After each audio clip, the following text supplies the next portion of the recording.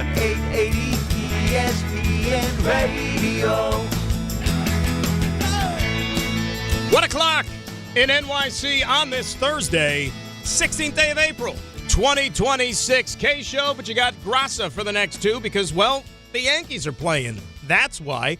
And I would say it's a perfect day to be out at the ballpark if you're so fortunate enough to have a ticket or two. The Yanks and the Halos, game 4 of 4. The Yanks try to take the series coming up in about a half an hour's time from now as Max Fried will toe the rubber against one Brent Suter. So we'll keep you up to date on that once it gets going a little bit later on this afternoon. I look inside the control room and I see like the, I don't know what you want to call it, like the winding down of a pizza party. That's what it looks like. It's like I just walked into some like after school, like, scouts meeting or something like that. A pizza party here in the studio. I didn't get no pizza. That's all right. I was offered a slice in all reality. Ray Dinahan, he's enjoying the pizza party. Joe Leo, he had some pizza. Tom Bauer, he had pizza as well. So I'm the only pizzaless individual part of the show today. But that's okay, because we're still going to have fun over the next couple of hours. We'll take you right up until 3, and then you're going to get the stylings of one Don, Hahn, and Rosenberg right here on ESPN New York. If you want to tweet at me, go ahead, at Dan Graca, Graca. We'll do some Knicks a little bit later on as we are 1 day closer, thankfully, to the start of the postseason. Little over 48 hours from now, right? 48 plus 5, so we'll do some math. 53 hours away from when the Knicks and the Hawks are going to throw the ball up in the air at Madison Square Garden to begin their best-of-7 round 1 series.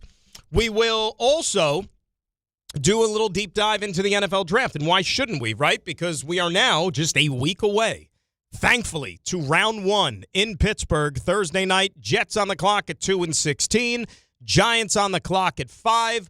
Who will they take? Who won't they take? The Jets are canceling meetings with a guy that you thought may end up in green and white, and how much should we refer into that? We'll get into all of these possibilities here over the next couple of hours, but we'll start with some baseball, and I think it's only right that we start with the Mets, right? You have to. I mean, given the way this team has performed, or not performed, I should say, over the last several days, I think they deserve the leadoff treatment, even though they're not even going to play a game today. And I think that that's maybe the best thing for the Mets, is that they don't have to step on the baseball field at any point today, and they're not going to suffer another embarrassing, humiliating performance against whoever it might be. Thankfully, hopefully nothing happens on the flight to Chicago from Los Angeles, because if it could go wrong, it will go wrong now with the Mets. If they get some, bad food or something, I don't know what it is. But this team just can't get out of its own way right now. It really and truly is just, awful. 3 runs in the last 38 innings. I mean, you could say that people go through funks and they go through slumps all throughout the course of a season. Yeah, I get it. When you play 162, that's usually what happens. And, even Bo Bichette kind of alluded to it after the game last night that, they were going up against Ohtani and Yamamoto the last couple of nights.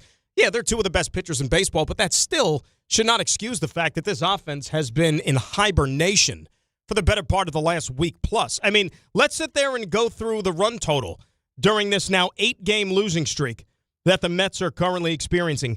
2-1-0-6-0-0-1-2. Who are you beating with that type of an offensive output? You're not beating a team like the Dodgers. Hell, you couldn't even beat a team like the A's. We don't even have to go to the top of the heap in L.A. You couldn't even beat the Athletics.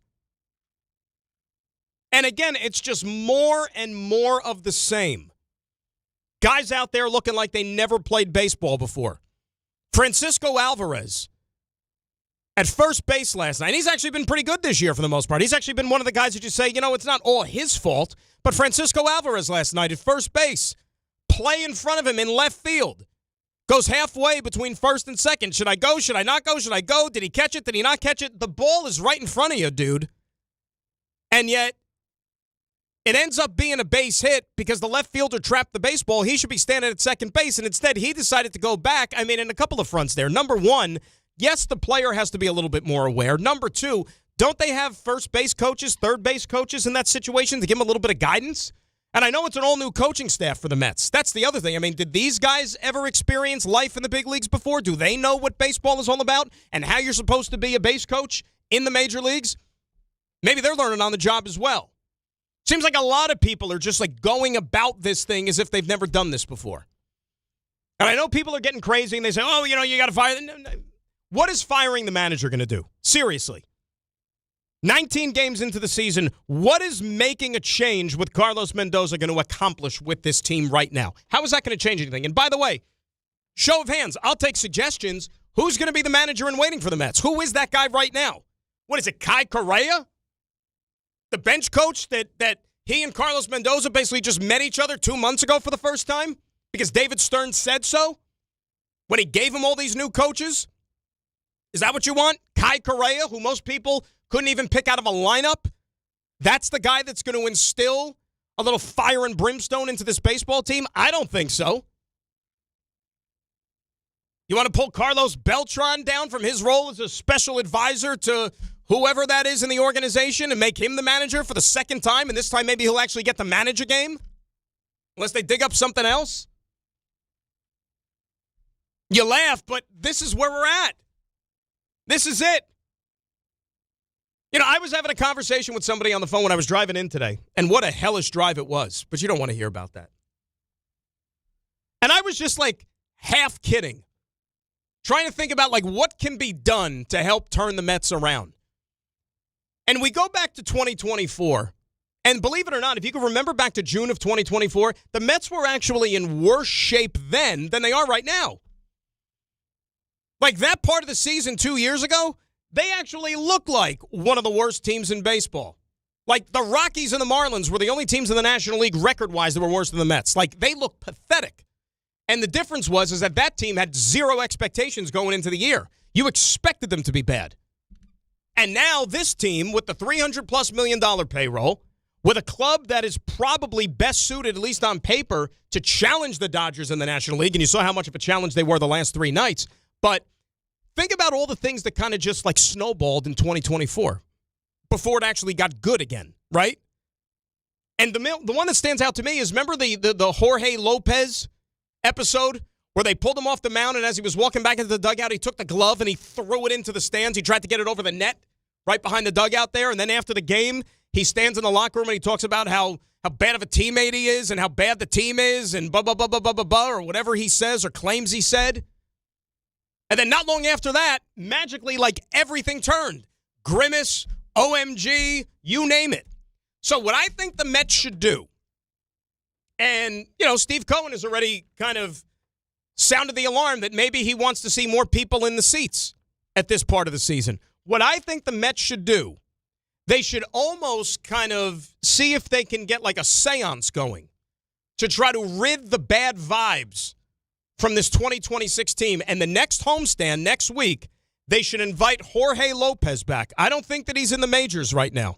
I don't know if he's pitching anywhere in professional baseball, for the Long Island Ducks or something. I don't know where he is, okay?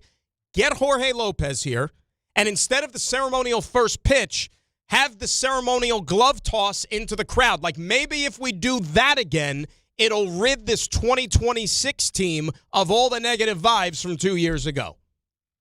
Because I don't have any other rational explanation right now. This team stinks. They're terrible. And what you watch the last few nights is nothing short of an embarrassment.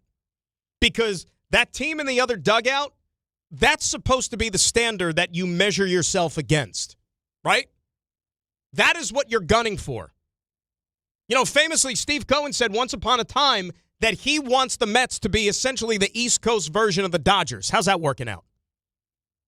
Because even the people out there in L.A., even the Dodger organization to a certain extent, were mocking the Mets over the last 3 days. Mocking them.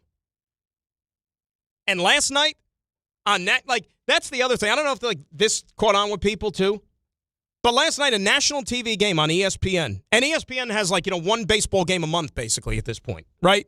So that's all the baseball you're going to get. And they decided to go Mets-Dodgers on Jackie Robinson Day. And think about that.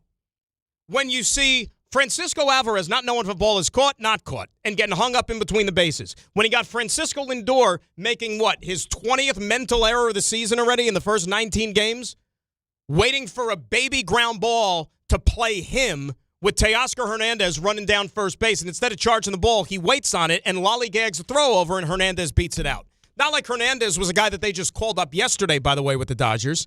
He's only been in the big leagues probably as long as Francisco Lindor. You should know how he runs or doesn't run.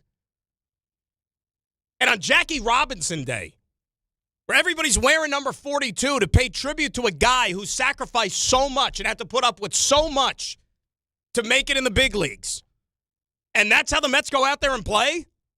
Like, it's one thing, you're not good, and maybe the other team is better, but to still go through these lapses as if you've never stepped down on a baseball field before, ever.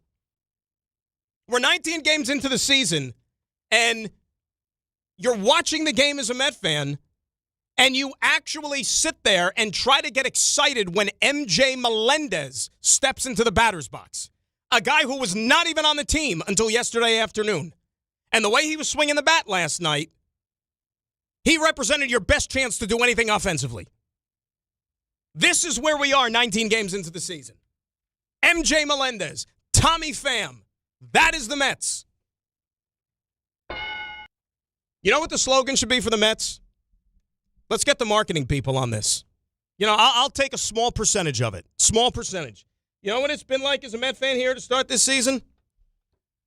Nolan McLean and pray for rain. That's what it is. Because 1 out of every 5 days, this team is actually worth watching when he steps out on the mound. The other 4 days, forget about it. And even when he pitches, you know that they can't do anything to get him a victory. Because, God forbid, if he gives up a run, game's over. Or 2 runs. Pitched about as well as he possibly could. Anybody could against that Dodger team 2 nights ago. And what do you got to show for it? Nothing. Absolutely nothing. And oh, by the way, you say, all right, well, now they're done with the Dodgers. They're going to go to Wrigley Field and they're going to play the Cubs. Okay, great. Have you seen what the Cubs have done the last 4 games? Joe's a big baseball fan. Joe, have you seen what the Cubs have done the last 4 games offensively? They've scored 38 runs. I think they're still rounding the bases. They're still rounding the bases. Let me ask you a question. Have the Mets scored 38 runs all year? Probably close. Maybe. Because of opening day against Paul Skeens. No, they've actually scored 65. Shocking. Shocking.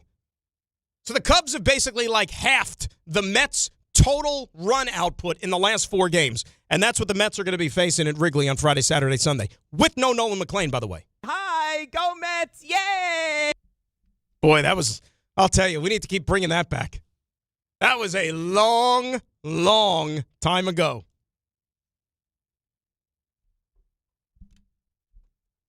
It's just, what more can you say? I know it's 19 games into the season. They still have 43 left to go.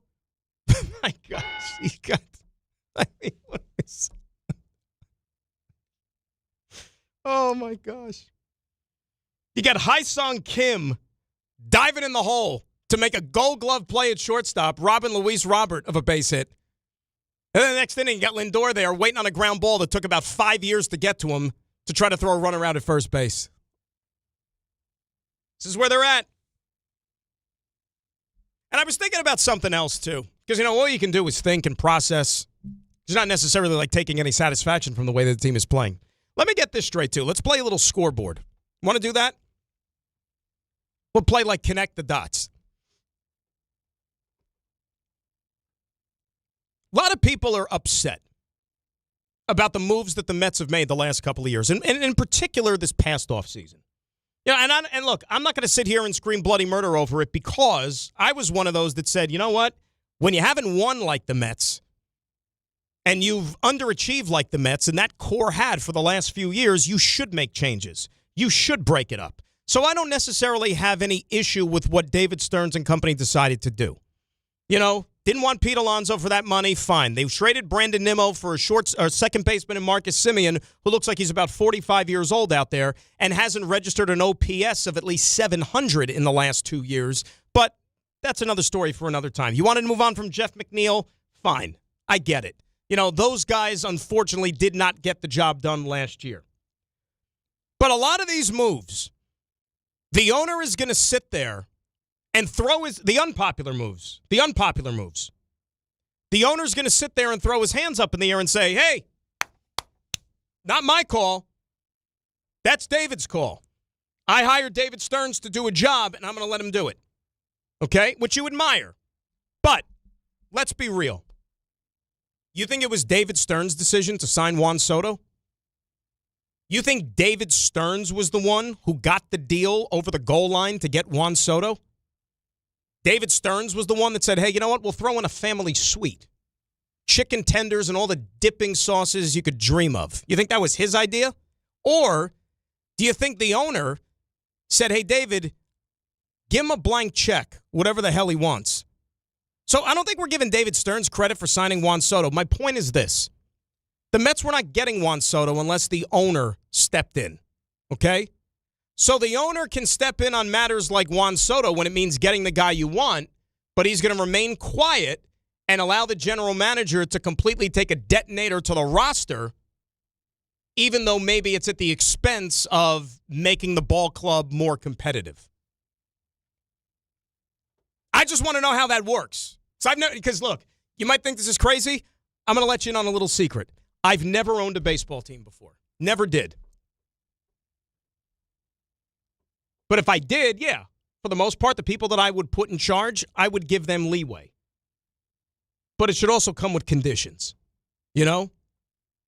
And I wonder if the owner was maybe a little too free when it came to delegating to his general manager during this past offseason. Because right now, any of these moves look any good?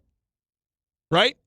You let them whack the entire coaching staff, including a first base coach they didn't want to pay, who turned Juan Soto basically into freaking, Vince Coleman out of nowhere.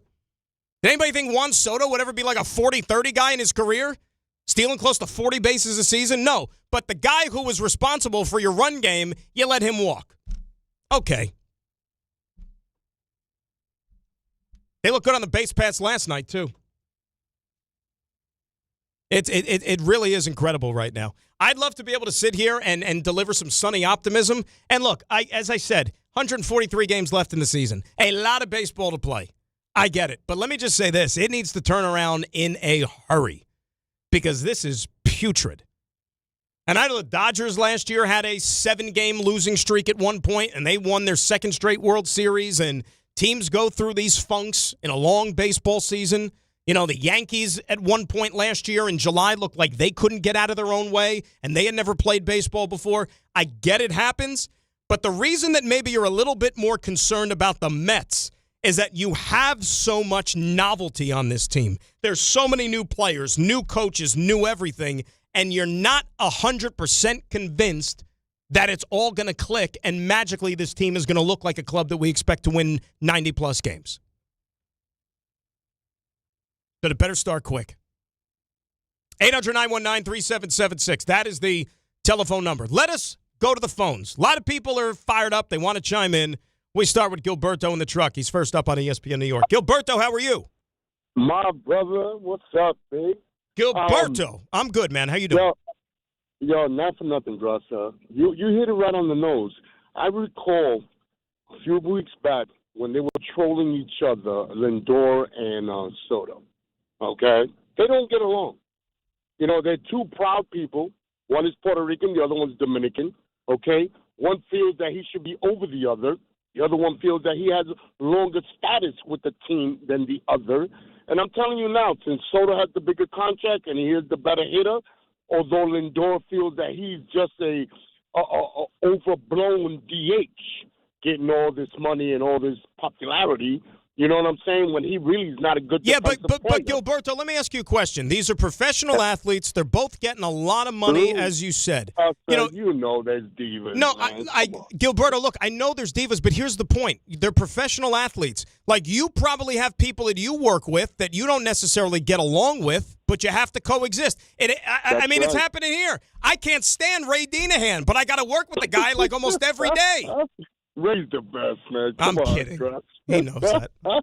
No, I know, but I told him, like I told Rosenberg and Hahn, like I told Carlin and Bart, you're going to see this blow up more and more during the season, and it's either the owner's going to have to make a decision and swallow some of Lindor's contract and trade him, okay, for another shortstop. So you're going shortstop for shortstop, or they're going to drag the whole team down, and this season is going to be worse than the last. Thanks, Graca. You're the best. Thank you for picking up my call. Ray, you're the best. Tom, Anthony, all the guys in the back. You guys are the greatest show, man. Thank you, guys. Gilberto, thank you for the phone call. Look, Soto's not going anywhere. And at this point in time, let me ask you this question. With the amount of money that he still has left on his contract and the way that he's playing baseball right now, who's going to take Francisco Lindor off the Mets' hands? I mean, the guy who finished runner-up in the National League MVP race a couple of years ago, that might as well be 20 years ago. They're going to have to figure it out. People's jobs are on the line to figure it out. When you build a team and you make all of these other changes like the Mets did this offseason, if you want to call it on the margins, which is like another term that we like to throw out there, it's all centered upon these two guys. They are the faces of the franchise. If Lindor doesn't like Soto, if Soto doesn't like Lindor, tough. All you got to do is go out there and play baseball together for 2.5 hours a day. Shout out Rob Manfred in the pitch clock, or else I would have said 3 hours a day. Right? That's it. One guy's a shortstop. The other guy's in left field. They don't have to even stand next to each other. All right, they bat one in front of the other in the batting order. Great. If a guy scores, guy gets a hit, you give him a high five, you move on. You don't got to sit there and sleep next to the guy or sit next to him on the plane. You're playing baseball. Luca and Soho up next. Luca, how we doing? How you doing, Dan? You know what's so funny and ironic is Steve Cohen wanted to be, he wanted the Mets to be the Dodgers of the East Coast. It turns out he's become the billionaire, our owner, akin to Artie Moreno. So they've actually become the LA Angels of the East Coast, which is hilarious. And while you bring Pablo, I'm forgetting his name, while you bring him back to Citi Field, you might as well sacrifice the Grimace next, or also maybe we get some good stuff out of that. So who knows? Hey, Luca, you know what? At this point in time, anything is possible. And Jorge Lopez was the guy who was the relief pitcher. I don't know why Grimace disappeared. Maybe they were in a dispute with McDonald's or something. Because he's McDonald's property, right? Oh, yeah. The seat's still there, though. You can still sit in the Grimace seat. Yeah, but the seat's not doing any good. They actually need the Grimace. They need the guy back. Why can't they... think about all the yo-yos that they invite to throw out a first pitch. You can't bring Grimace because that's how this whole thing started. Grimace threw out a first pitch. What's Jose Iglesias doing right now? He's doing nothing. He's doing nothing. I don't think there's an album. I don't think there's an OMG Part 3 or nothing. I know he's not on the Padres. That's the other thing, too. You think about all the moves that have been made really since 24. And again, anybody could have signed Juan Soto. Anybody with a checkbook could have signed Juan Soto. Other than that, what move have the Mets made in the last 2 years that right now looks good? Clay Holmes is a pretty decent starting pitcher. Other than that, what else has looked good? Manaea? In the bullpen? You gave him a $78 million extension or whatever it was to pitch out of the bullpen? To be a piggyback guy? 10-5 guy now. Oh, congrats. Send him a slice of pizza. Maybe you'll eat it, maybe you won't. 800-919-3776. More on the Mets. We'll get into a bunch of other stuff as well. We're just getting going here on this busy Thursday. Graca in for K right here on ESPN New York. Mets suck. We'll see you tomorrow. Monkey Sports, built by players for players, is your one-stop shop for hockey, baseball, lacrosse, and more. Find top-name equipment and expert in-store services like sharpening, break-ins, and relacing. Shop in-store at Monkey Sports in Farmingdale or Woodbridge, or online for all the top brands. Whatever your sports, Monkey Sports gets you game ready fast. Monkey Sports, where athletes shop. At Uline, they know firsthand the road to success is an uphill climb. Uline started in the family basement, and through hard work is now North America's most trusted shipping and industrial supplier. They get what it means to have the support of reliable, hard-working partners. So they keep 41,000 items ready to ship. Whether your company is still in a basement office or expanding cross-country, Uline will be there on your road to success. Visit uline.com.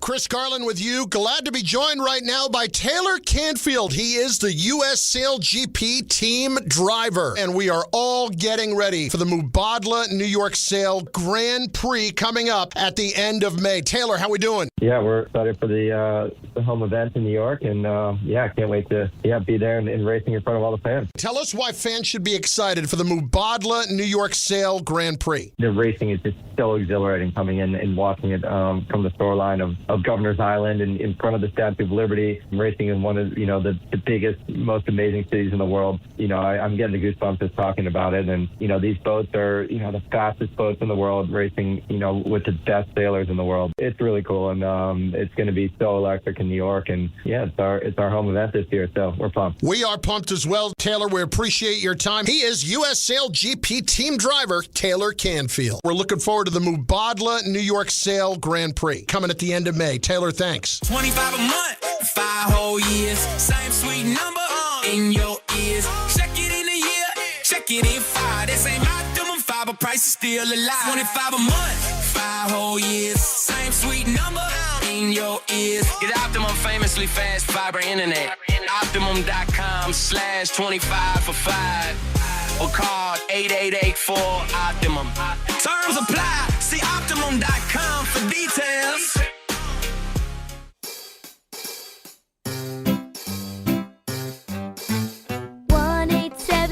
Cars for Kids. KARS Cars for Kids. 1877 Cars for Kids. Donate your car today. 1877 Cars for Kids. KARS Cars for Kids. 1877 Cars for Kids. Donate your car today. Ready to get rid of that old car? Donate it to Cars for Kids. Call 877 Cars for Kids to speak to a friendly live agent. Donation is super easy, and your car can be picked up as soon as tomorrow. Go to carsforkids.org now or call 877 Cars for Kids to donate your car today. 1877 Cars for Kids.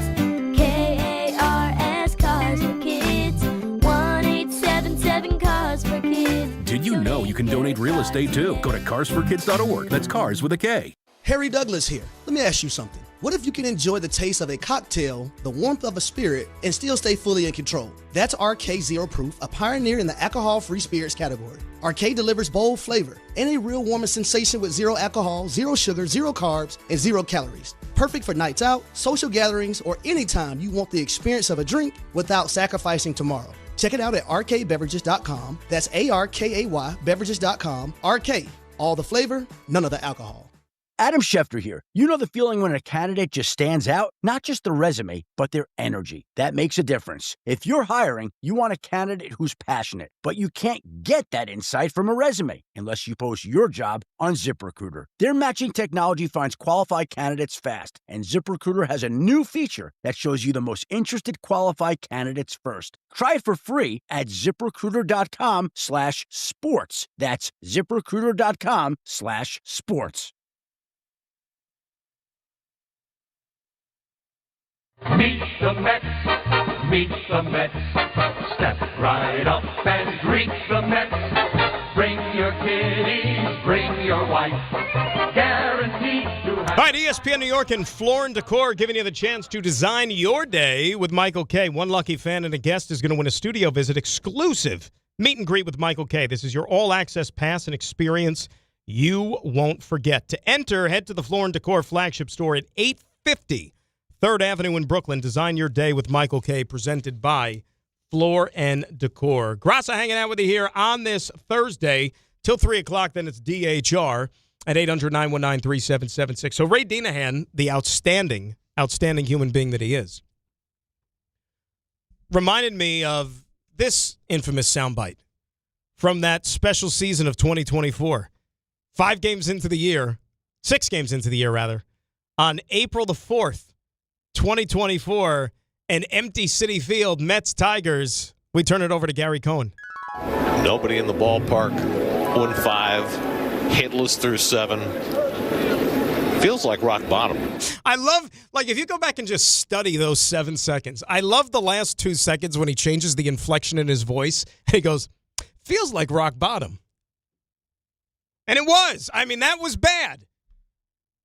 And the difference, I think, between that rock bottom and whatever you want to call this is, remember, there was still a little bit of novelty with that whole thing. First-year manager. David Stearns was new as the general manager, right? So we didn't know what to expect. The expectations were low as they could be for this team. So you just thought, like, yeah, the way things are going right now, they're 0-5, soon to be 0-6, and they're not going to win a lot of games this year. Until they finally got going in June, and the rest is history. Let's say hi to David in Huntington, who is up next here on ESPN New York. David, good afternoon. How are you? Hey, Graca.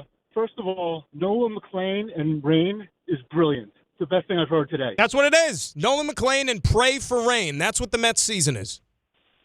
Fantastic. Second of all, you can't fire the manager. This does not fall on Mendoza. It falls on Stern. He traded the core, the heart of the team, so he put these guys together, and that's what they are. They're a bunch of guys. They're not a team. They're not a unit. They haven't gelled. It's still very early in the season, but they're just a bunch of guys right now. They're making mental mistakes. None of that falls on Mendoza.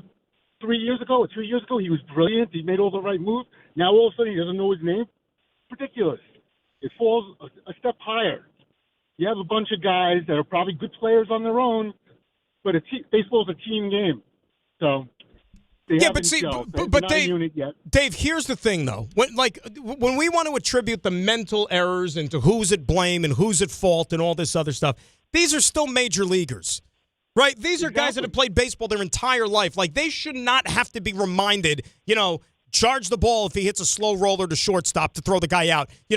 Read your coaches if you're going between first and second as to whether or not you should go if he's going to catch the ball, not get the ball. All these other blunders that we see along the way. Like, this is not baseball 101. These guys have been playing this game their entire lives, and they played it well enough to make it to the major leagues. I couldn't agree more. David, thank you for the phone call. I mean,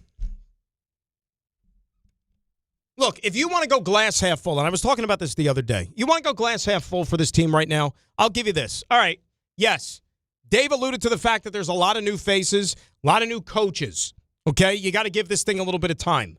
Spring training that this team had. Okay, what did spring training look like? You had a 3-week break for about half the roster because they went to the World Baseball Classic. Okay, so whatever harmony and unity or chemistry this team was trying to build, that was interrupted because of the WBC for a pretty sizable amount of time. Remember, they were playing all spring training games during that stretch, and you had half your roster that wasn't even there, including your best player in Juan Soto. Lindor was back because he didn't get the insurance to play in the WBC, so he was still with the club, but he was recovering from the ham-8 bone surgery. So there were a lot of things that were going against a team gelling and a team coming together. Nobody in the ballpark, 1-5. Sorry, Gary. So now you're almost doing this on the fly 19 games into the season. And maybe you need a little bit more real estate for that. That's why they play 162. It doesn't make it right, doesn't make it wrong, but anybody who wants to put the onus on the manager and say that Carlos Mendoza is the one that's at fault for the team playing as poorly as they are, I don't think that he's the biggest culprit. But unfortunately, in professional sports, the way this thing works is that they got to blame somebody. You can't trade all the players. You can't get rid of all the players. They tried to do a lot of that in the offseason, but they're not going to do it in season. And so what happens? Normally, the first guy to go is always the manager or the coach. That's like the first bullet that happens that gets fired. But I don't think that that's something that should happen anytime soon. And I got news for you, too. If you're a Met fan that thinks that they're going to get rid of Carlos Mendoza and they're going to bring in somebody else who's a lot more experienced, who's maybe won more in his career as a manager, who's going to lay down the law to a certain degree, that ain't going to happen. It's not. Because think about when David Stearns took over as the Mets general manager. What was one of the first things he did? He fired Buck Showalter. Buck Showalter's got a resume that's putting him right on the doorstep of the Hall of Fame. So if he didn't want to have Buck Showalter as his manager, you really think that they're going to get rid of Carlos Mendoza and bring in a guy that also has several accomplishments and has won in the major leagues before? No, it's going to be somebody like Kai Correa, who's going to be analytically driven, who the front office is going to be able to dictate whatever it is that they want to see happen on the field, and he's going to go along with the marching orders. It's the same thing that the people in the Bronx accuse Cashman and Boone of doing.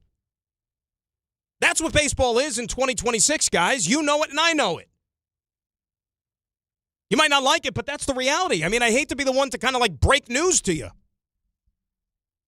Here's Carlos Mendoza from last night, by the way. How does this get better? guys got to start playing better. That's as simple as that. They're too talented, but right now we're not seeing anything on the field. Like it's not got anything to do with preparation, with the work they put it in. We just got to go out there and do it. And what about the losing streak right now, Carlos? We're not playing good baseball right now. Everybody's frustrated. You got to use the off day tomorrow, kind of regroup and get back at it, because we got to get going here. Yeah, it's not a good showing right now. They better get going right now, because otherwise I don't know what to tell you. I really and truly don't. You got rid of a popular player in Pete Alonso. And say what you want about Pete Alonso, the fans liked him. Fans wanted him on this team. He was a popular guy. But the guy that you replaced him with is somebody who never played first base before in his life in the big leagues, in Jorge Polanco. And, oh, by the way, now you are talking about a player that 5 minutes into the season, he's dealing with an Achilles injury. And you appreciate the fact that he's gone out there and he's tried to gut it out and he's trying to play through it and all those other things. But have you seen Jorge Polanco, number one, try to move, even when he does make contact and he has to try to run to first base? He looks like he's about 73 years old. And don't you think, I'm not a doctor, all right? But don't you think if you have a little bit of an Achilles issue, okay, we all know where the Achilles is, on our feet. And when you stand in a batter's box and you're trying to hit big league pitching, don't you think you have to kind of maybe like step into it and make sure that you have that support from your bottom up? And if your Achilles is bothering you, how much are you really able to step into some of these swings? So it almost is defeating the purpose right now. So this is one of the key guys that you brought in here who might be hurt for God knows how long. And he's not even going to be around for you.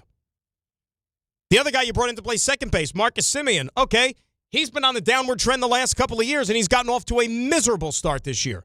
Bo Bichette, we were worrying about Bo Bichette. Could he play third base? Never played third base before. Forget about defensively. Bo Bichette's not swinging the bat like you expected a Bo Bichette to do.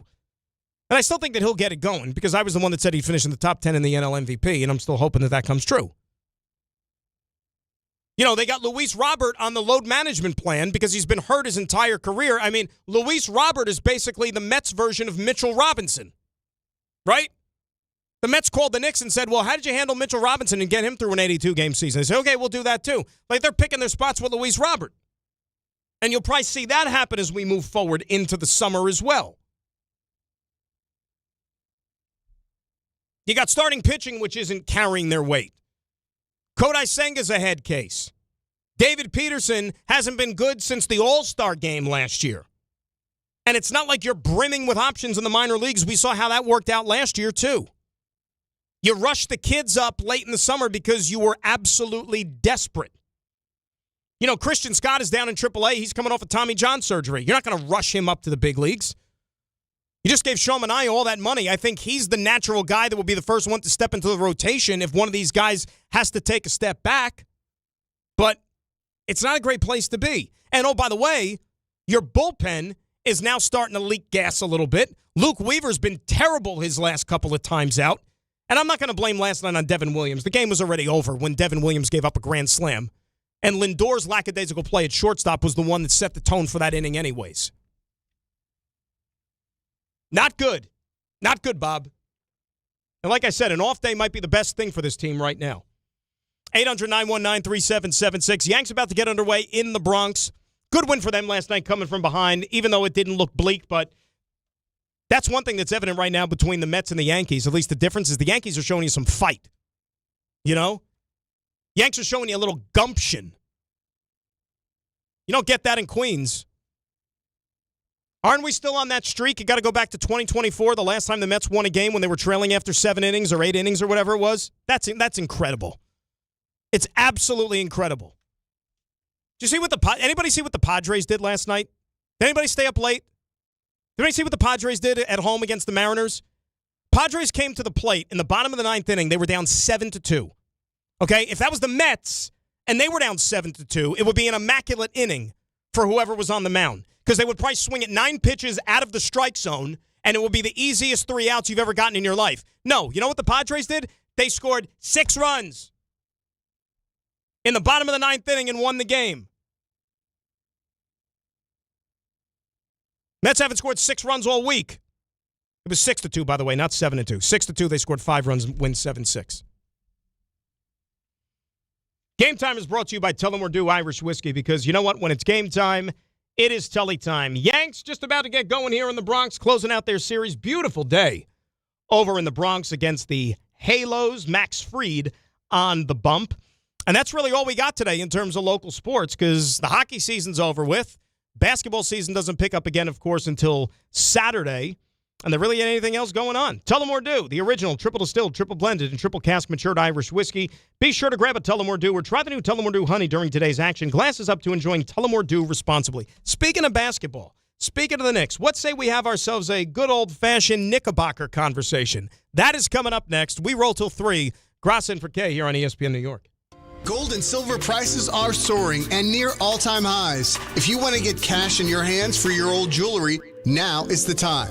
Get the most competitive prices at the Estates Roadshow. Old rings, chains, and even broken jewelry. Don't wait. Cash in while gold and silver are hot. 4 locations this week: Paramus, Staten Island, Old Bridge, and Toms River. Bring your gold, silver, coins, diamonds, and watches. Even broken pieces, and get cash on the spot. There's never been a better time to sell. No appointments, no fees, no pressure. Just friendly, professional buyers with over 35 years in the business. Go to the Estates Roadshow Monday through Friday in Paramus at the Courtyard by Marriott, Staten Island at the Hilton Garden Inn, and Friday through Tuesday in Old Bridge at TMT Cash for Gold. The bright yellow building on Route 9 South and Toms River, corner of Route 37 and Hooper Avenue. For more info, follow Estates Roadshow on Facebook or go to tmtcashforgold.com.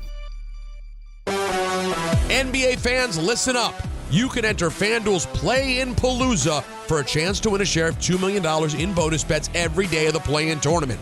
All you have to do is place a live bet using your Play-In Palooza token. Then you'll automatically be entered for a chance to win a share of $2 million in bonus bets. So don't just watch the NBA Play-In tournament from the sidelines. Visit FanDuel.com/local to get in on the action. And don't forget to enter FanDuel's Play-In Palooza for a chance to win a share of $2 million in bonus bets. All you have to do is place a live bet using your Play-In Palooza token. Then you'll automatically be entered for a chance to win a share of $2 million in bonus bets. Play your game with FanDuel, official sportsbook partner of the NBA. 21 and over, physically present in New York. No purchase necessary, opt-in required. Limit 1 entry. Profit boost bonus issued as a non-withdrawable profit boost token. Prizes issued as non-withdrawable bonus bets, which expire 7 days after receipt. For help with a gambling problem, call 1-877-8-HOPE-NY or text HOPE-NY 467-369. Hey, this is Chevy, managing partner at Precision Solar. We believe going solar should be simple, and it should make real financial sense. We manage the entire process from start to finish and offer flexible solar payment options designed around your goals. When the numbers work, solar can lower your monthly cost and give you predictable energy for decades. And if you refer someone who installs with us, you can earn up to $1,000. Visit PrecisionSolar.com to schedule your free home assessment. The New York City Department of Correction offers countless career opportunities, from specialized units to leadership roles that support public safety and change lives for the better. It starts with one step: registering for the New York City Correction Officer exam. Earn over $109,000 after just 5.5 years. Benefits on day 1, job security, pension at any age after 22 years of service. Go to nyc.gov/joinDOC or search Join DOC. One career, many opportunities. Register today to take the test. Want to earn extra income for your business? Amazon Hub Delivery is looking for ambitious business owners to assist with local deliveries. When you become a partner, you and your staff will deliver packages to customers in your area on a schedule that works for you. With each package delivered, you'll gain extra income and exposure for your business. Plus, Amazon Hub Delivery makes it easy to get started. There's no upfront costs, delivery experience, or long-term contracts required. Sign up to learn more at amazon.com/hub delivery. That's amazon.com/HUB delivery. Progressive presents the Passionate Sports Fan Checklist. Signed jersey of your favorite bench warmer? Check. 14 bobbleheads that look nothing like the players they're emulating? Check. Twin TVs so you can watch the game on 2 different networks simultaneously? Check. Life-size wall sticker of your favorite player that routinely freaks you out at night? Check. A second life-size wall sticker so after the first one freaks you out, you see the second and you're like, oh right, the wall stickers. Check and mate. Bundle your renters and auto insurance with Progressive and save on protection for the things on your checklist. Get a quote at Progressive.com. Progressive Casualty Insurance Company affiliates and third-party insurers not available in all states or situations covered subject to policy terms. Evan Cohen here. In life, as in sports, the pros make it look easy. That's why pro golfers like Jason Day, Ben Griffin, and Patton Kazire trust the pros in lawn care. True Green. They have the experience and expertise to give you a lawn worthy of the PGA Tour. And since True Green does the work for you, you get more free time, or more tee times. So stop stressing over your lawn and start loving it. Sign up now at TrueGreen.com because nobody makes it easier to get a golf course quality lawn than True Green, the official lawn care treatment provider of the PGA Tour. Join DiPietro and Rothenberg Thursday, April 23rd for a special couch cast of Round 1 of the NFL Draft, presented by Calandra's Bakery. The Jets and Giants have 3 picks in the top 16, and Rick and Dave will react live as the first round unfolds. From the big decisions to the big-time drama. Catch it all in this YouTube-only exclusive, and it's all from Calandra's Bakery and your home for football talk. ESPN New York.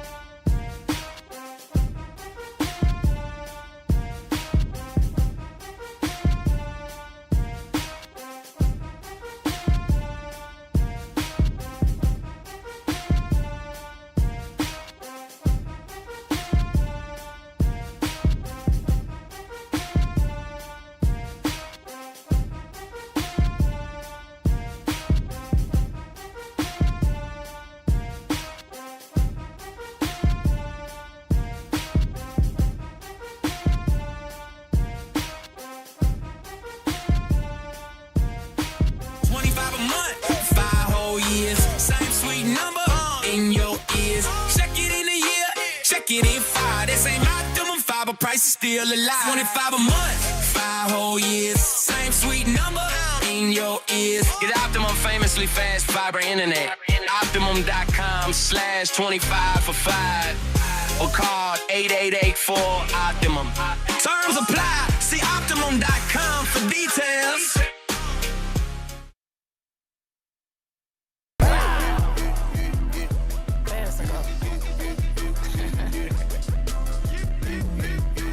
The NFL Draft is coming up on Thursday, April 23rd. That is a week from today. We have made it, guys. We are almost there. And New York is on the clock. Jets pick 2nd and 16th.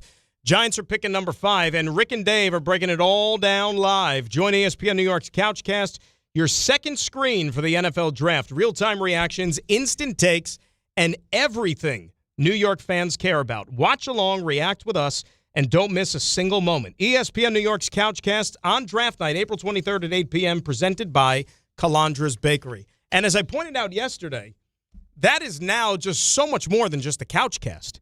That also now has the Game 3 Knicks-Hawks storyline intertwined with the NFL Draft. So, I mean, like, think about any place you're thinking of going on next Thursday night, Couchcast. That is the way to go. Because it's not like we're going to ignore the Knicks. I haven't been told anything definitively, but I mean, the Knicks are probably going to be at least part of the conversation to a certain degree. Speaking of the Knickerbockers, let's go back to the phones at 800-919-3776. Let's say hi to Javier in Queens, who is up next here on ESPN New York. Javi, how are you? Hey, Dan. I'm fantastic. Thank you for asking. And of course, thanks for taking the call. Before I get into the Knicks, Dan, you know, the Mets in L.A. was a lot like that pizza that arrived for Carlin. No chance at all. Am I correct? Well, and it's not just that. And guess what? I was told during the break. I don't know if Joe even knows this, Joe or Ray. So you obviously saw the pizza. You partook in the pizza. Take a wager. What do you think that pizza went on the open market? All right. So Dan, I'm one of those guys that does their homework. I know the pizza cost exactly $42. And I know that it was a sourdough. It looked like a very good pizza, you know, clearly a slightly overpriced pizza, but delicious nonetheless. I'm a big pizza snob, Dan. If you need any recommendations in Queens when you come to a Mets Javi, it's actually scary that you knew it right on the dot. But yes, sources have confirmed to me that it was $42 right on the dot. That's pricey, even in this economy. I do the work, Dan. I do the work before I get on with you. Yes, you do. Listen, with the Knicks, Dan, if you remember, I'm sure you have this jotted down in your notes. Before the season started, I checked with you and a couple of guys about the Knicks potentially winning 60 games. That's where I had them at. I thought they were talented enough to do it. You all agreed that it was a no, but the most important thing was remaining healthy, getting through the season healthy, and just making sure you kind of stay out of the play-in, right? Like that's kind of the goal in the NBA in the regular season. The Knicks have achieved pretty much all of their goals, including Cat playing arguably maybe his best ball right now. So with all that said, I like how everything is falling into place for the Knicks. I love the idea of Charlotte winning and having to play Detroit. I think they're going to give Detroit a tough series. I like the Sixers playing Boston. I think the Sixers will give them a much better series than Orlando would.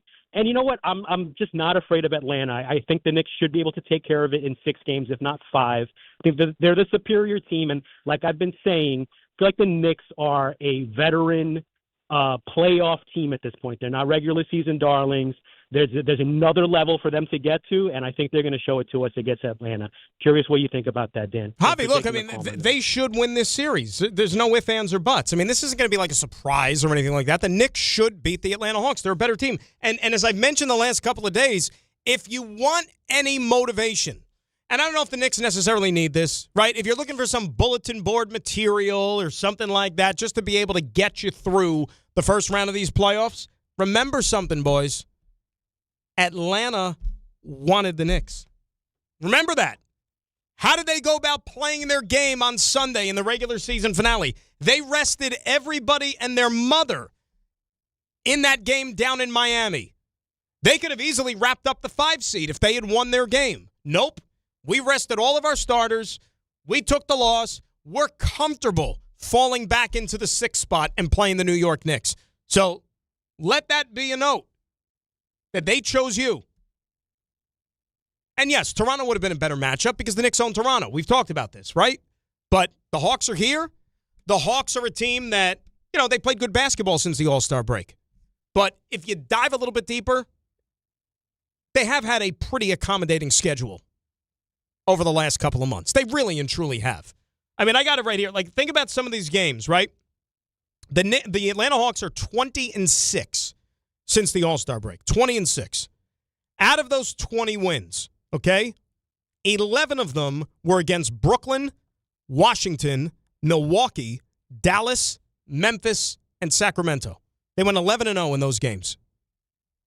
This is a step up in competition.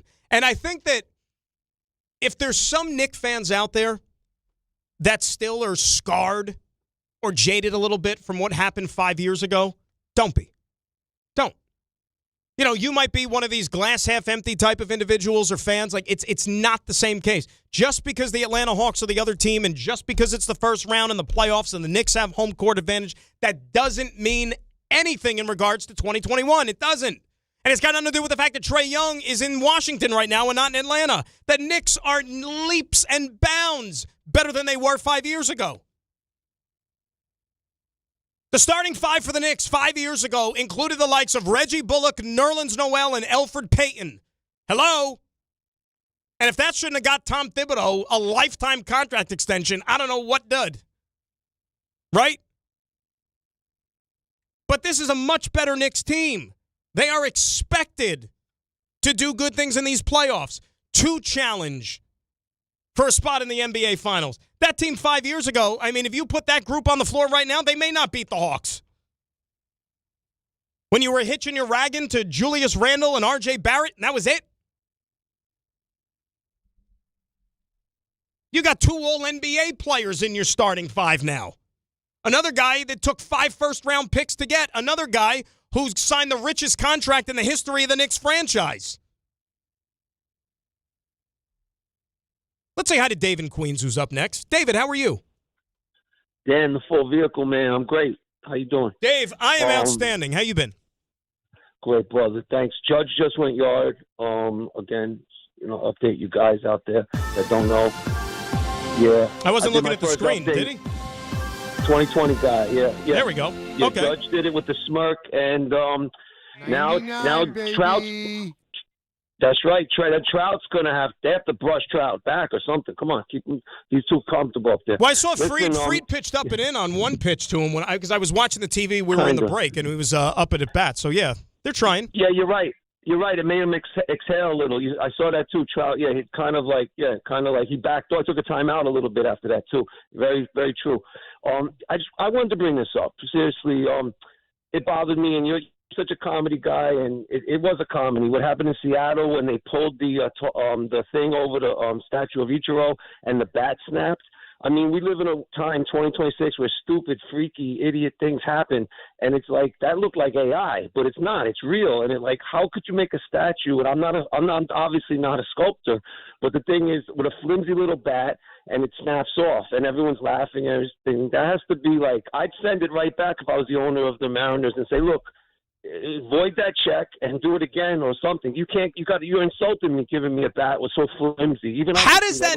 But Dave, how does that happen? Like, in all seriousness, how does that And for those who don't know what we're talking about, so the Mariners unveiled a statue of Ichiro Suzuki outside their ballpark over the weekend. They pull the curtain down and his famous pose where he's like adjusting his jersey and he's like holding the bat out. The bat is broken. It was just like dangling there of the top half of it. Like, how does that happen in a statue? Brand new. Where's the supervision? Who's the sculptor? Does he have a supervisor? You have to. It probably got made in a different state, obviously, or country. It got shipped to America. It got shipped to Seattle. Nothing breaks. They pull off the door and curtain, and the bat snaps. It's like, and everyone's giggling and awkward and everything. Heads should roll. Imagine George Steinbrenner makes a statue, and for somebody, if he was alive back in the day when statues weren't as prevalent, and the bat breaks, George would have took that company to town. It's a joke, but I guess they like things that make clicks on YouTube, on video. But I thought that was a joke, and that sculptor should not work in the sculptor business again for Major League Baseball. Oh, he's done with the sculptor, the sculpting and statue business, Dave. He's done. He's finished. And thanks a lot for the phone call. Yeah, I don't know if you got. We didn't talk about that. So the Ichiro statue tarnished. Now how long does that take to fix? I mean, like, what do you do? Like, do you send it back? Like, how does that work? Maybe just the bat? Yeah, but, like, isn't it, like, affixed in his hand? Right? Like, in the statue? He can't, like, open up the statue's fingers and take the bat out. Like, they're going to have to do the whole, at least, like, that part of the statue again. Just like a little Play-Doh or molding clay or something. Just patch that up. Like duct tape? No, the duct tape won't look And then just, like, color it the same color as the rest of the statue? Some silly putty? Super, like Gorilla Glue? That could work, too. It's cost effective. You don't even have to send it back or anything like that. But, seriously, how does that happen? And how did the people in the organization not even know?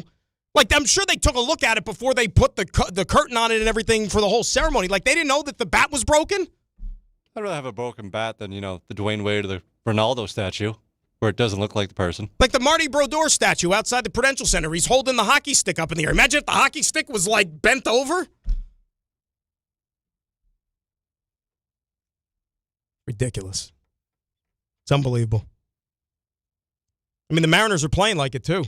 Saw them blow a 4-run lead in the ninth inning last night in San Diego. Terrible.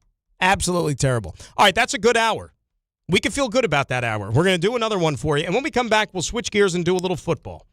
Draft a week away.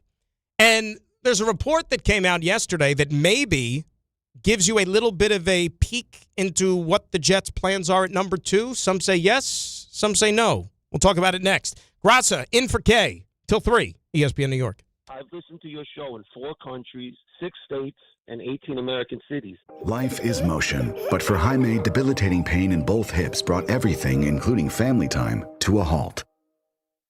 Every doctor told me the same thing. They would do one hip at a time. At White Plains Hospital, Dr. Jacob Totka's unique expertise provided an alternate approach by replacing both of Jaime's hips on the same day. In just 2 hours, I got 2 new hips, and I went home that day. White Plains Hospital, among the best hospitals anywhere that just so happens to be here.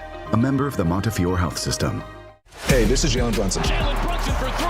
And this is your home for New York Knicks basketball. This is 880 ESPN. WHSQ and WCBS FM HD2, New York. If you've been injured on a construction site, then you need a lawyer who knows New York's unique labor laws. At the Parisman Firm, they have decades of experience handling construction accident cases and a proven track record of delivering huge results. Their team has already recovered nearly $1 billion for hardworking New Yorkers. From scaffold accidents to slip and falls and equipment failures, they've got your back. Call the Parisman Firm now at 718-WORKERS. That's right, 718-WORKERS, because your case is their cause. Get the justice you deserve today. Let me say this. If you're an experienced superintendent in Jersey and you know you're better than the situation that you're in, Tricon Construction wants to talk. They're building serious multifamily, medical, and industrial projects across the state, and they're looking for leaders, not babysitters, real projects, real support, real backing from ownership. If you're ready to step into something bigger, go to triconbuilds.com/careers. That's triconbuilds.com/careers. And yes, it's confidential. In a world in need of a hero, one man rises to the challenge in style. He is just driving the kids to soccer practice. Make every day feel epic in an all-new Hyundai Palisade Hybrid with up to an EPA-estimated 619 miles of range on select trims, advanced tech, and class-leading interior space. Because when you're hauling kids, gear, snacks, and backpacks, space matters. And so does comfort. Just make sure they keep their cleats off the seats. Visit HyundaiUSA.com or call 562-314-4603 for details. Okay, team. Huddle up. Why are you dressed like a hockey player? Because America's energy security is on thin ice. We're facing an overburdened electric grid, rising fuel costs, and severe weather. But here's your power play. Propane. It's affordable, abundant, safe. Propane is reliable energy, even when the grid isn't. Advantage Propane. Learn more at propane.com/powerplay. Mornings with DiPietro and Rothenberg. Buster only joins us here on the show. What happened? I don't know what happened, but why Bregman not back? There was a huge difference in money, and I'm not sure why you guys are laughing at each other. I don't know if you noticed Rick's question, why Bregman not back? What happened? I don't know what happened, but why Bregman not back? I told you it's worse. DiPietro and Rothenberg, morning 6 to 10 on ESPN New York and streaming live on YouTube.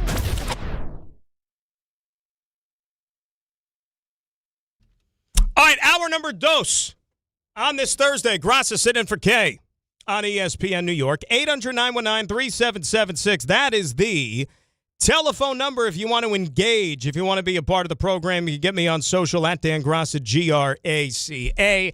Yanks, Angels doing battle right now. Inning number 2 in the Bronx. 2-1 is our score. And again, the ball is flying out of the yard as in the first inning, you had Oswaldo Peraza go deep in a 2-run shot off of Max Fried, and then Aaron Judge in the bottom half of the first inning cut the deficit in half. So that is where we're at right now, 2-1. Steve Cohen's probably watching because, he probably sees it's a nice warm day, and the ball's flying out of the yard when the weather is warm. Just like he said the Marcus Semien would have got out 2 nights ago if the game time temperature was not 65 degrees at Dodgers. Steve must have thought the Mets were playing in, the North Pole instead of Chavez Ravine.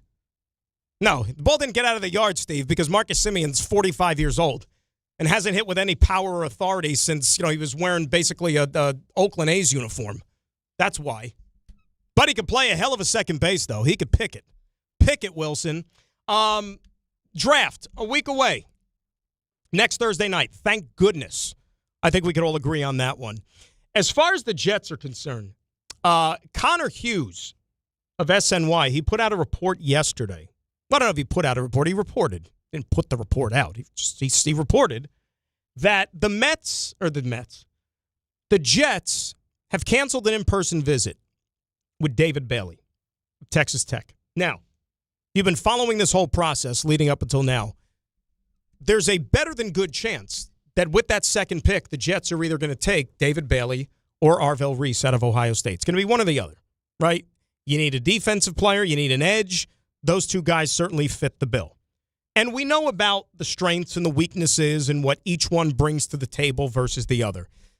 Arvell Reese is the guy who most would say has the higher ceiling. David Bailey is a guy that you feel good about the floor and what you're going to get from him, at least bare minimum. A guy who's going to come in, put his hand in the dirt, rush the passer, quick first step.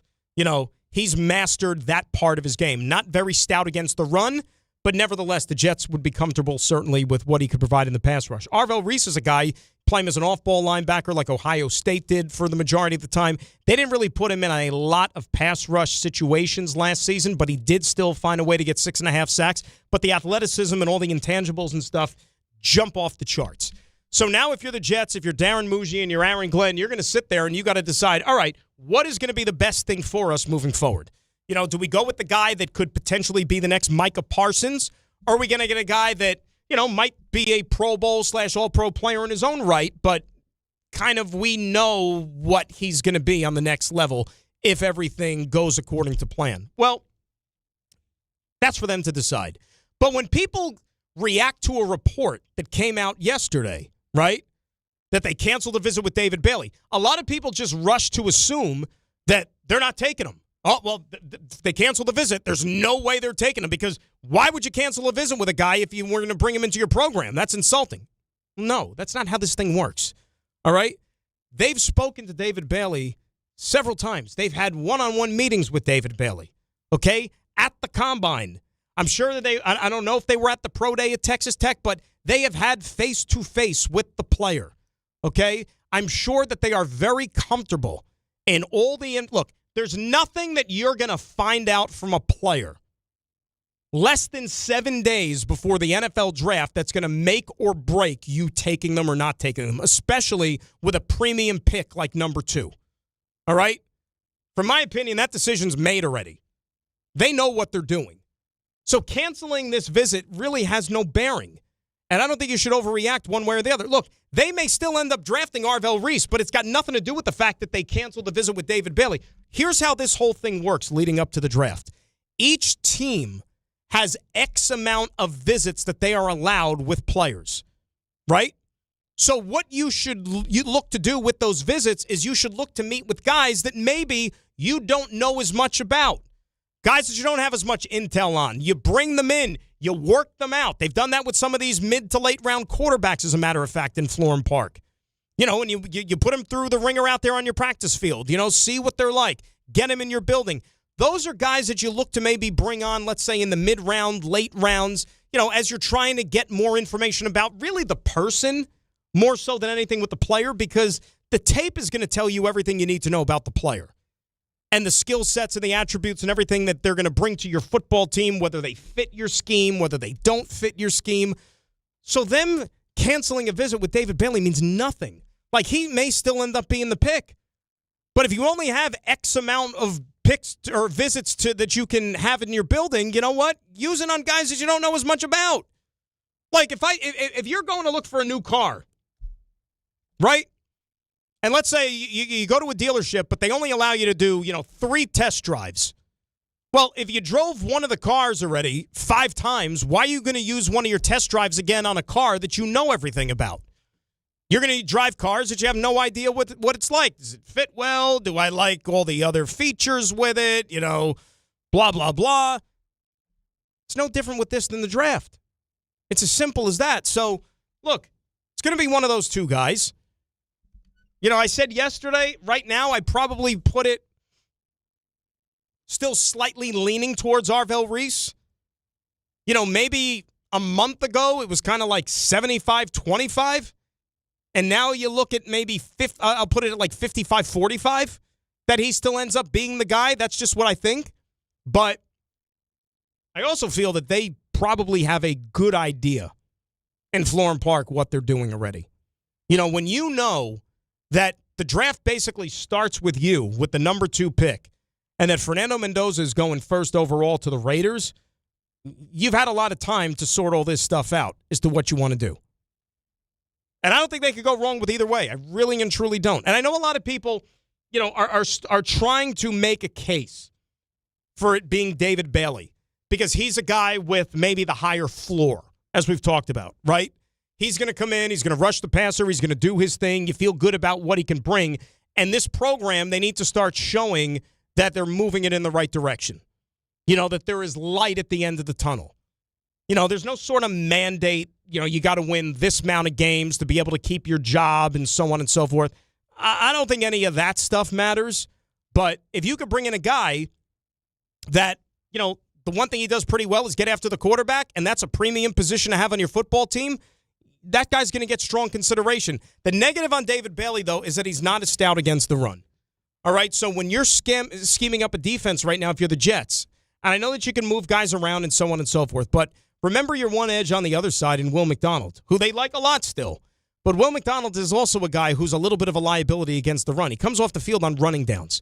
So if Will McDonald's light against the run, David Bailey not exactly stout against the run either, that's a lot to ask to bring those two guys off the field and have them standing on the sidelines for chunks at a time.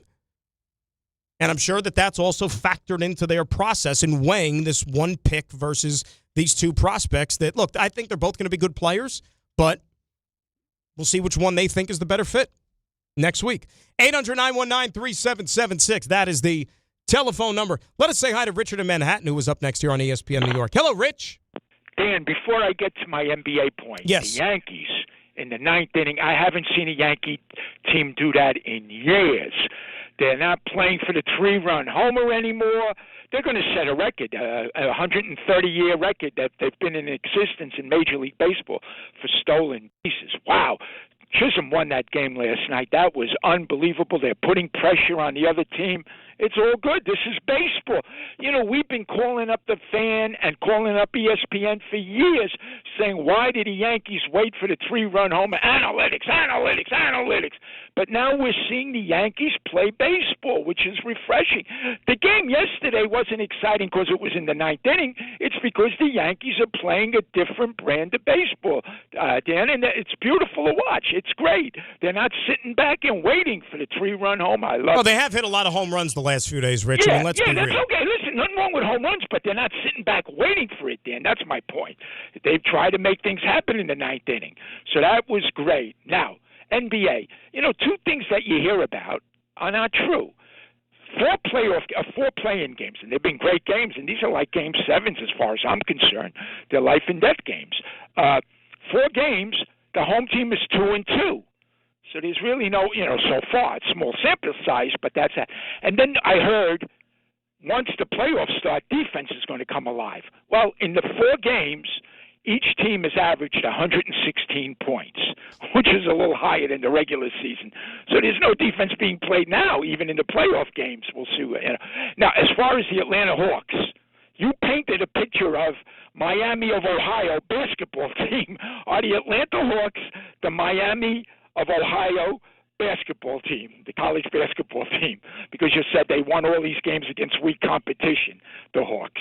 Are they that team? No, they have skill. It's just that that's who they had on their schedule at the second half of the season. It's as simple as that.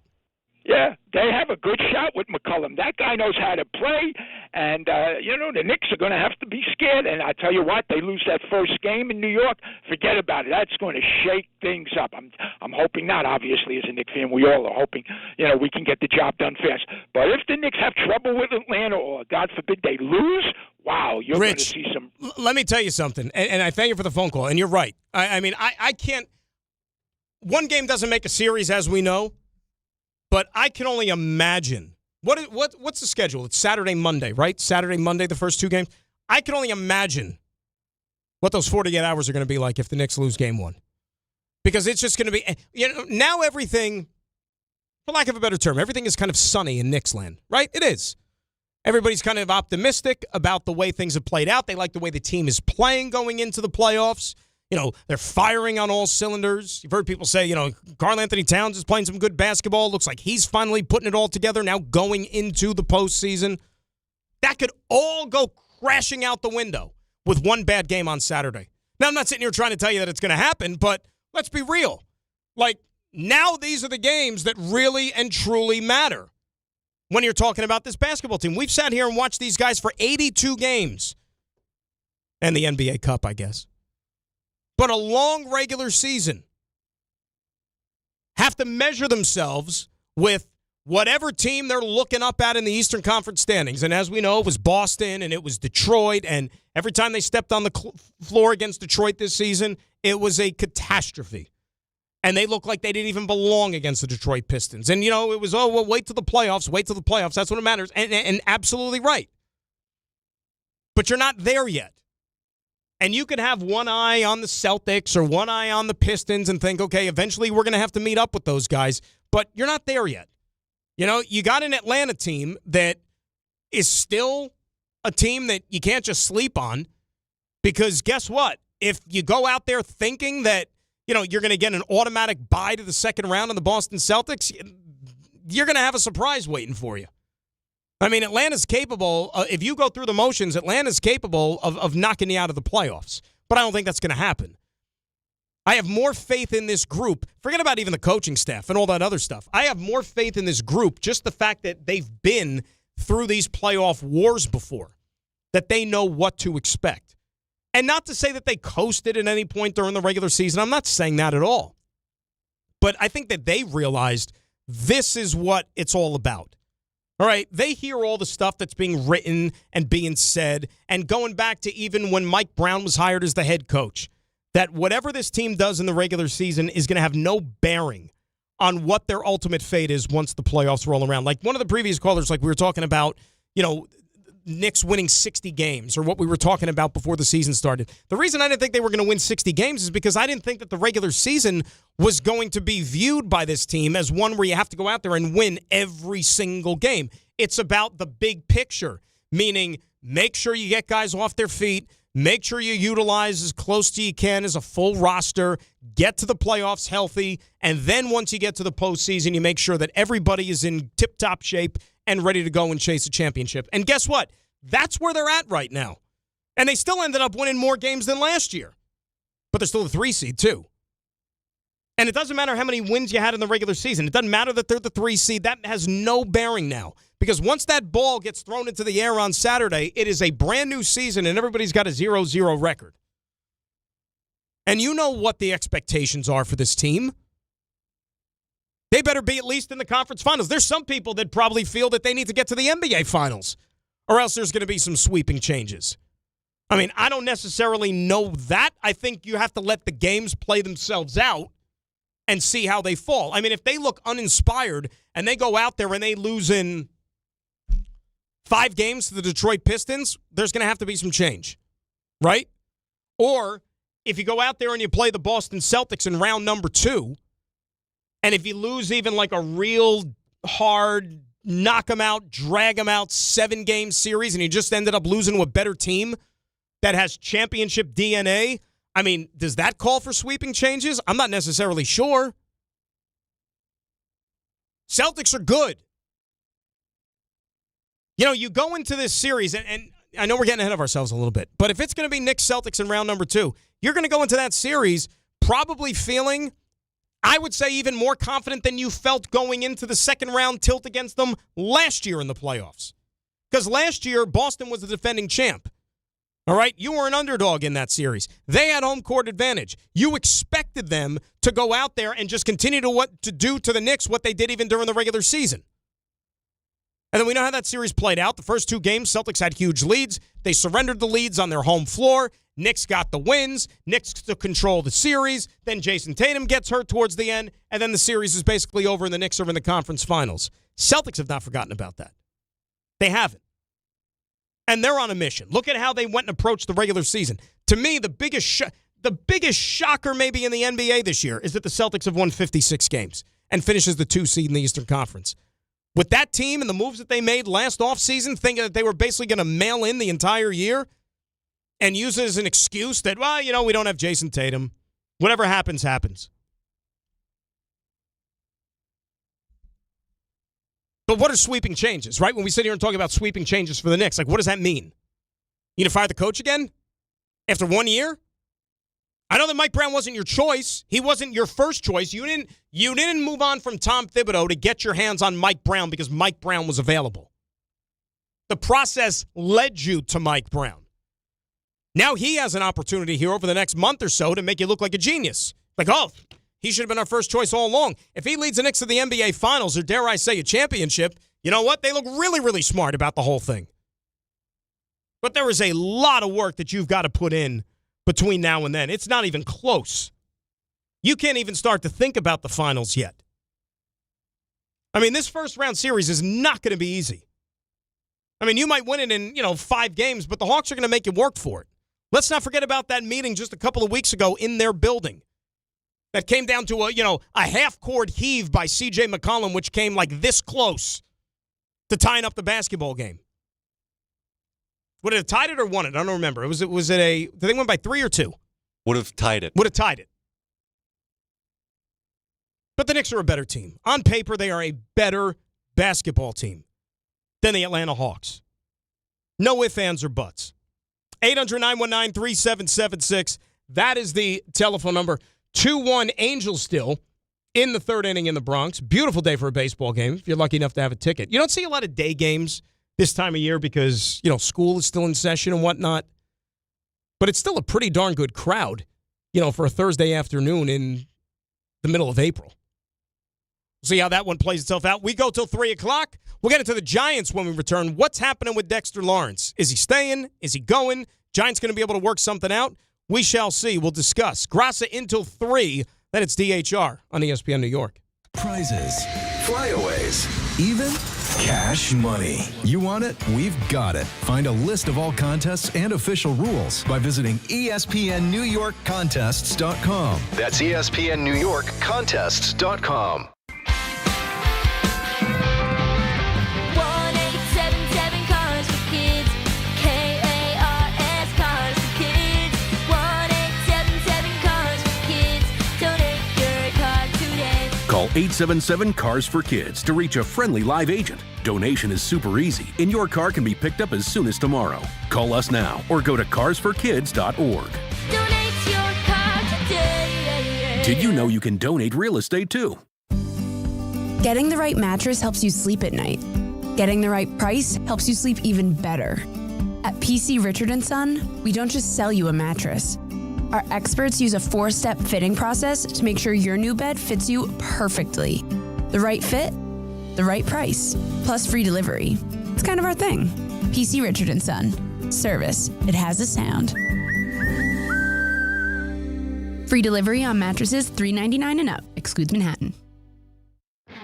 NBA fans, listen up.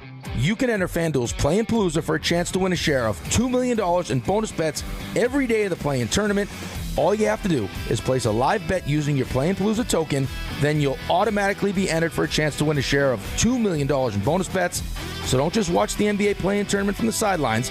Visit FanDuel.com/local to get into the action. And don't forget to enter FanDuel Play-In Palooza. All you have to do is place a live bet using your Play-In Palooza token for a chance to win a share of $2 million in bonus bets. Play your game with FanDuel, official sportsbook partner of the NBA. Must be 21 and older and physically present in New York. No purchase necessary. Opt-in required. Limit 1 entry. Profit boost bonus issued as non-withdrawable profit boost token. Prize is issued as non-withdrawable bonus bets, which expire 7 days after receipt. For help with a gambling problem, call 1-877-8-HOPE-NY or text HOPE-NY at 467369. Make cancer screening a part of your annual healthcare routine. New York Presbyterian offers a full range of cancer screenings, including lung, cervical, prostate, colorectal, breast, and more. Regular cancer screenings could save your life by detecting cancer at its earliest, most treatable stages. Screenings are available across New York City and Westchester. Learn more at nyp.org/cancer screening. Stay amazing. New York Presbyterian. Gold and silver prices are soaring and near all-time highs. If you want to get cash in your hands for your old jewelry, now is the time. Get the most competitive prices at the Estates Roadshow. Old rings, chains, and even broken jewelry. Don't wait. Cash in while gold and silver are hot. 4 locations this week: Paramus, Staten Island, Old Bridge, and Toms River. Bring your gold, silver, coins, diamonds, and watches. Even broken pieces, and get cash on the spot. There's never been a better time to sell. No appointments, no fees, no pressure. Just friendly, professional buyers with over 35 years in the business. Go to the Estates Roadshow Monday through Friday in Paramus at the Courtyard by Marriott, Staten Island at the Hilton Garden Inn, and Friday through Tuesday in Old Bridge at TMT Cash for Gold. The bright yellow building on Route 9 South in Toms River, corner of Route 37 and Hooper Avenue. For more info, follow Estates Roadshow on Facebook or go to tmtcashforgold.com. In today's fast-moving job market, staying ahead means keeping your skills sharp. At University of Maryland Global Campus, we help keep your capabilities cutting edge with our skills-based education programs designed to move your career forward. Explore more than 135 degrees and certificates in business, cybersecurity, and more. Apply now and save with no application fee. Classes start May 13th. Learn more at umgc.edu. Certified to operate in Virginia by Chev. My name is Whitney Allen, and I'm a widow. My husband, Ryan, died. We never thought we'd ever have to use life insurance, but the unexpected happened. With Ethos, signing up was fast and 100% online. You can get a quote in seconds, apply in minutes, and get same-day coverage. No medical exams, and you can get up to $3 million worth of coverage. I'm grateful we were prepared. Get your free quote at ethos.com/play. That's ethos.com/play. Paid spokesperson. Time spent on application may vary. Online health questions required.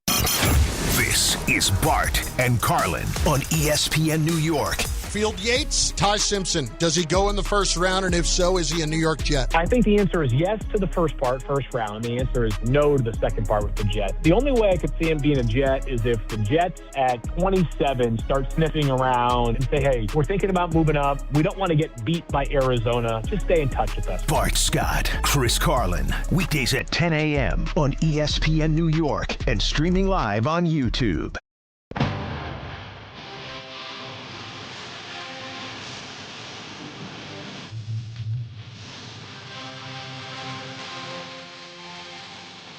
Michael K. Show Reverse Remote coming up on April the 23rd, presented by Floor & Decor. It's a full show takeover with everything you need to upgrade your home while we break down everything happening in New York sports. And if you're in Brooklyn, stop by Floor & Decor's flagship store at 850 3rd Avenue, because while we're on the air, there's plenty happening in store. Michael K. Show Reverse Remote presented by Floor & Decor. Graca sitting in for K here on ESPN New York at 800-919-3776. That is the telephone number. I'm looking for something that I had the other day. Bear with me one second as far as the game is concerned. Now, this was trying to see when I sent this. As far as the Knicks game is concerned for Saturday. Now, I don't know if it's changed or not. So this is as of Monday. So what's today? Thursday. So this was 3 days ago. Get-in price on the secondary market for the Knicks for that game at the Garden against the Atlanta Hawks. You want to take a guess? I don't know if you have that information handy, Joe, but off the top of your head, you want to take a guess on, as of Monday, what get-in price was? I see it now, but I'm going to guess as of Monday, I'm going to go $250. Yeah, it was a lot higher than that. Ray, you want to take a gander? Get-in price for the Knicks, I'm going to say a $525. Ooh, that's. I mean, my gosh. That's like the 1%ers that are going to be watching basketball, if that's the case. Have you been to the Garden? Yeah. Yeah. A couple weeks ago. $362 is what I have here. That was as of Monday. Now, what is it now? $309. So it's come down? Yep. Why do you think it's come down? Like, as of Monday, we knew it was the Hawks, right? Were people just not thrilled with the Saturday night assignment? Is that why the price has come down? I mean, of course, you want a game on Saturday night. Big city. Maybe MSG. they saw that Ian Eagle was calling the game on Prime, and they wanted to stay home. They and want watch. to stay home. Yeah, but see, the beauty of like technology is you can go to the Garden, buy your ticket, bring your little device, and if you want to listen to Ian do the game on Prime, you just pop in your old AirPods or whatever, and you're listening to the game. That's a lost art. Which, if you're going to do that, you should listen to us. Of course, duh. But I'm saying, you know. And by the way, all the games can be heard for the Knicks on the ESPN New York app, at the very least. Regardless of what station they're on the old terrestrial dial, whether it's 880 or 1050, every Knick game, ESPN New York app, is the way to go. Tyler and Monica and Pat, those guys are going to do a great job for you, as they always do, however long this postseason goes for this basketball team. So $309. Do you recall off the top of your head like what the highest ticket price was last year during that playoff run? I mean, obviously it wasn't in the first round. It had to be like that Celtics series, I'm sure. Celtics or even the conference finals, right? Because it's conference finals. It might, you know what? It might have even been the conference finals, like game 1 or game 2 against Indiana. Because think of how like bonkers this city was after they beat the Celtics. Remember when the street signs and renaming the streets after Knick players and all that stuff? Man, That had to at least probably be in the neighborhood of over $500, right? I would say pushing like $800, $900. Yeah, probably even closer to 1,000. And God bless you if you can afford it, really. I'm not going to sit here and put my hand in your wallet and tell you how to spend your money, but that's a lot. So basically what you're saying is that if you're not a millionaire and you want to go see the Knicks play in person sometime during this postseason run, probably do your best to try to endeavor to get there in round one, right? Because that's when it's going to be the most affordable. Prices are only just going to keep getting higher and higher and higher. Or fly down to Atlanta. Even better.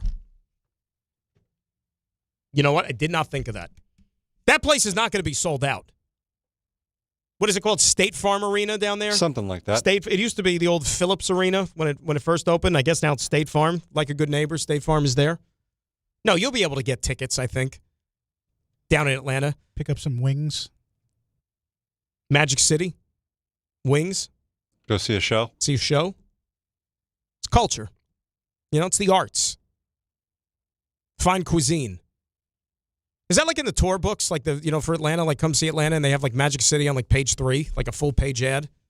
I didn't see it. I looked through don't forget the to try media the wings. guides to see if they recommended it at all, but no. I should actually go looking that up too. So I have one of those old like NBA books or whatever. Like look up the Hawks, and then it says like restaurants or whatever in the area. If Magic City's one of them. Place to grab a bite. Magic City. No, but all kidding aside, if you are thinking about going to a game in this series and you can't get a ticket and you're shut out at the Garden, go to Atlanta. If you can't, flights can't be that expensive to Atlanta.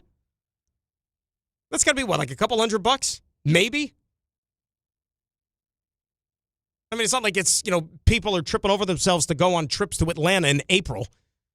I don't think it's like it's not like you're going to the Bahamas or something. It's Atlanta. There might be people in the city themselves that don't even know the Hawks are in the playoffs. Flights from $56. Think about that. $56. Yeah, but does that have like 18 layovers or something? You have to like stop in every state between New York and Georgia? Detroit, Chicago, then Atlanta. Right. They fly out to like Bismarck, North Dakota, and you have a transfer there. And then you go to Atlanta. Except the transfer is 3 days after you arrive in North Dakota, and then you got to fly down to Atlanta. No, but that's your best option. It really and truly is. It's like people do that all the time, even with like concerts.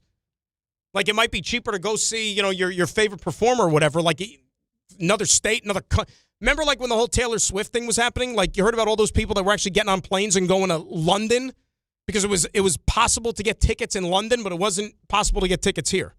I was actually in London when she was in London as well. But you didn't go to the show? No, I didn't go to the show. It was just a coincidence. Yes. You didn't clear that with each other. And No. You're like, I'm going to be here, you're going to be here. No, I didn't text Let's her grab ahead a of show. time. Nope. Nothing like that. So $56, you can't beat that. $56, you probably get a ticket. I'll look during the break.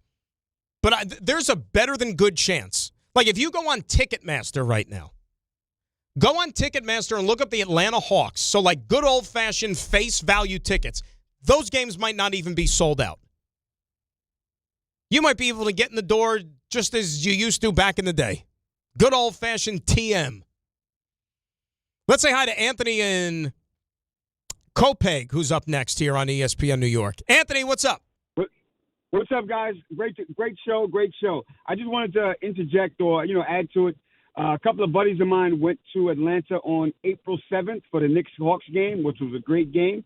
And we got tickets in like the 200 section it was like $275, close to $300 with all the fees and everything. Great seats.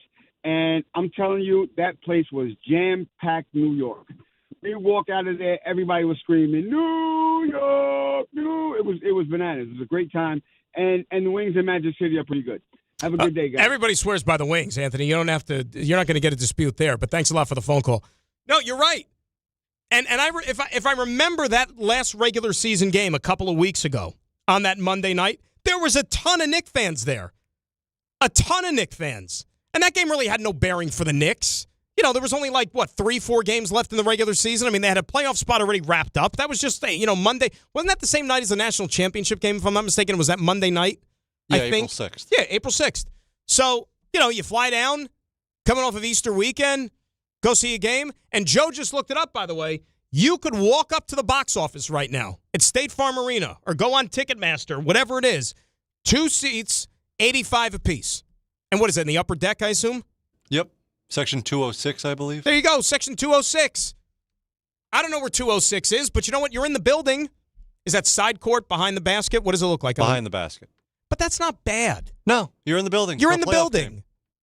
Like, it really, and you know what? Look, I mean, I grew up going to games where you're sitting in the upper deck or whatever. Like, sometimes those are the best seats. You see, I will swear, I will die on that hill that for hockey, it's better to be up high. When you are taking in a hockey game in person, it's better to be higher up because you see everything. I don't like sitting like down low by the glass or whatever for hockey, like because then when the puck is down on the other end of the ice, like you can't see anything. You lose it. Because everybody's on like eye level. But when you're up high, you see everything develop. The beautiful game. Well, that's why when you call the games, like think about it, our broadcast booth is up at the Garden. Our broadcast booth is up on the bridge level. Can't get any higher. Can't get any higher. But those are but that's the thing. Like you don't even feel like you're that high. Like you really don't. That's one of the. I only went to. I'm trying to think. I only covered maybe like 2 games at the old Coliseum, and Ray used to go to games all the time at the Coliseum, supporting his Icelanders. The press box at the old Nassau Coliseum was by far like the best vantage point of like any press box you could imagine. By far. Oh, yeah, because it was not only up, but then also a little bit further out towards the old rink. But it didn't even feel like you were that high up. That's what I mean. It felt like you were just like literally sitting on top of the ice. It was great. And the rats couldn't climb that And high, the rats couldn't get to you. Rats needed a password. Home run for G, by the way. 3-2 Yankees. Giancarlo? Was it a 2-run jack?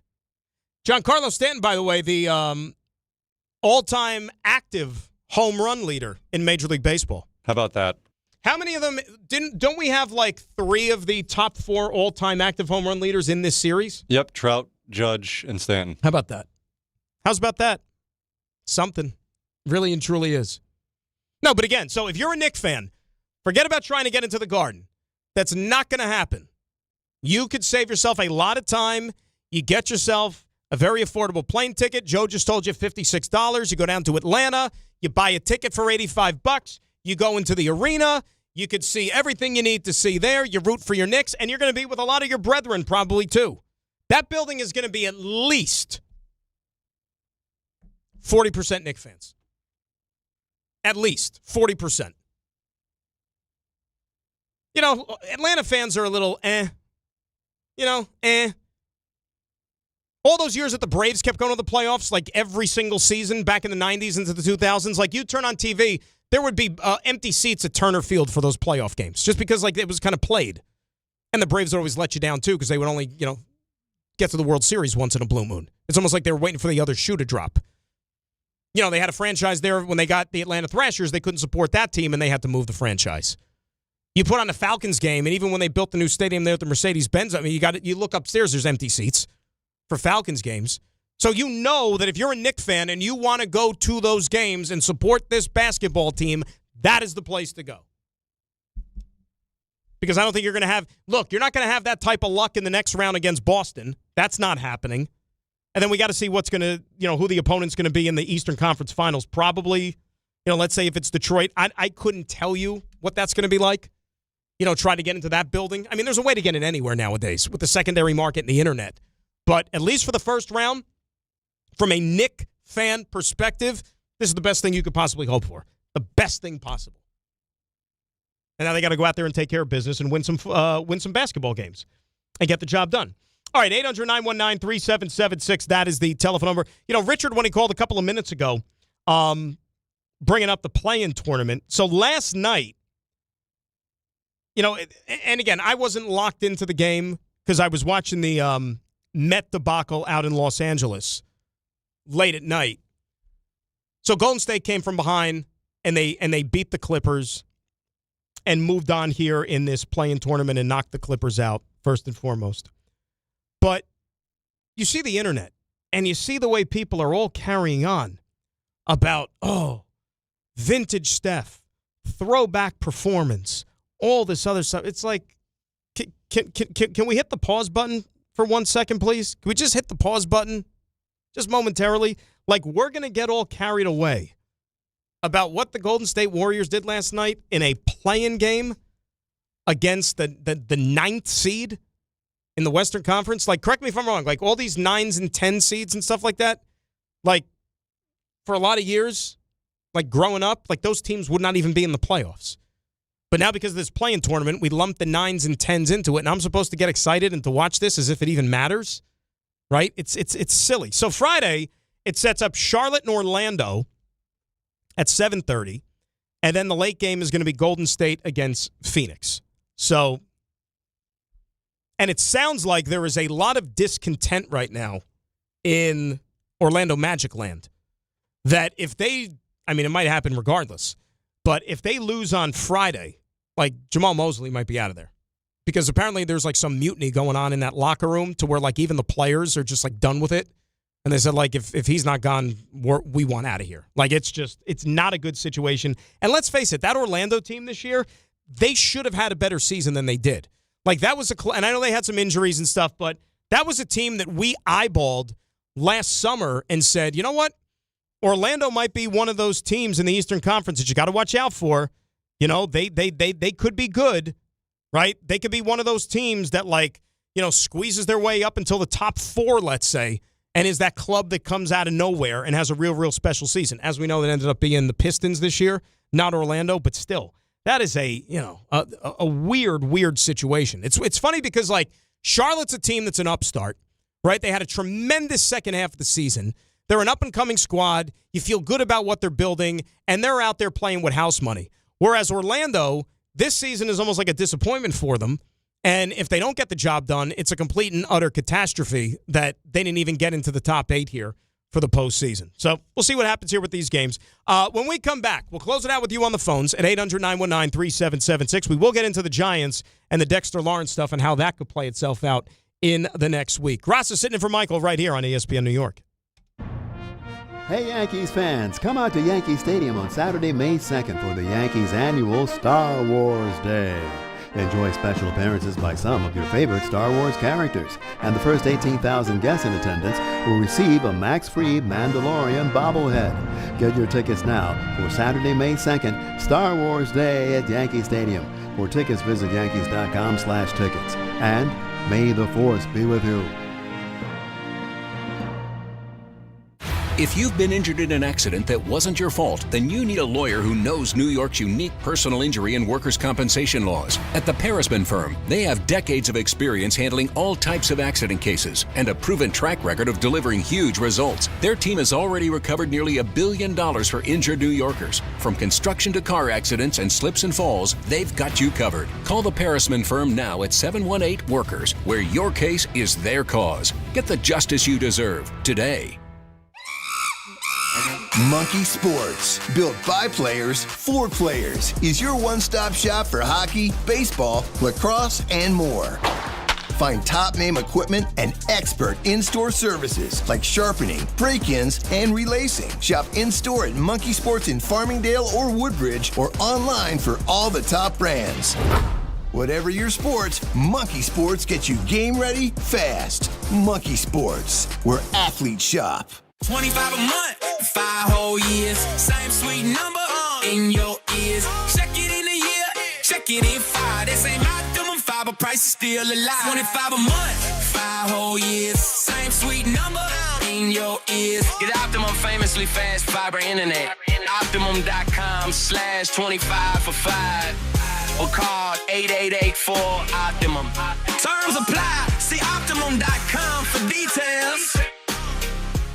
Hi, this is Chevy, managing partner at Precision Solar. If you're looking at solar in New York, New Jersey, or Connecticut, here's what actually matters. Real numbers, honest answers, and a team that handles everything. We manage the entire process from start to finish. Designs, approvals, installation, and even a brand new roof if you need one. We don't sell you more than your home actually needs. Just smart systems designed for long-term savings and predictable energy costs. Visit PrecisionSolar.com to schedule your free home assessment. Precision Solar, built to perform for decades. My name is Christine, and I'm a widow. My husband, Ryan, was a healthy 34-year-old, and 3 months later, he was gone. Thankfully, he had life insurance. Ethos made it so easy. You can get a quote in seconds, apply in minutes, and get same-day coverage. 100% online, no medical exam. Life insurance didn't take away the loss, but it did give us the space to just grieve. Get your free quote at ethos.com/game. Ethos.com/game. Paid spokesperson. Time spent on application may vary. Online health questions required. Dell PCs with Intel Inside are built for the moments you plan and the ones you don't. For the time you forgot your charger at the gate. Passengers, we are now on our initial ascent. Or when you're bouncing between projects like a ping pong ball. We build PCs with long-lasting battery life, so you're not scrambling for an outlet. And built-in intelligence, so you can stay focused on whatever you're doing. Dell Technologies, built for you. Dell.com/Dell PCs. NBA fans don't just watch the game, they live it. So stream like you're courtside with NBA League Pass, your ticket to all the action. Watch your favorite team shine and catch the league's brightest stars and rising stars at the same time with multi-view on your favorite devices. From the plays you can't believe to the most live games and the drama that comes with it. If it happens on the court, it's happening on NBA League Pass. Only select out-of-market games available. Blackout restrictions apply. Additional charges and other conditions may apply. Visit NBA.com/subscriber agreement for full terms and conditions. Mornings with DiPietro and Rothenberg. Buster only joins us here on the show. What happened? I don't know what happened, but why Bregman not back? There was a huge difference in money, and I'm not sure why you guys are laughing at each other. I don't know if you noticed Rick's question, why Bregman not back? What happened? I don't know what happened, but why Bregman not back? I told you it's worse. DiPietro and Rothenberg, morning 6 to 10 on ESPN New York and streaming live on YouTube.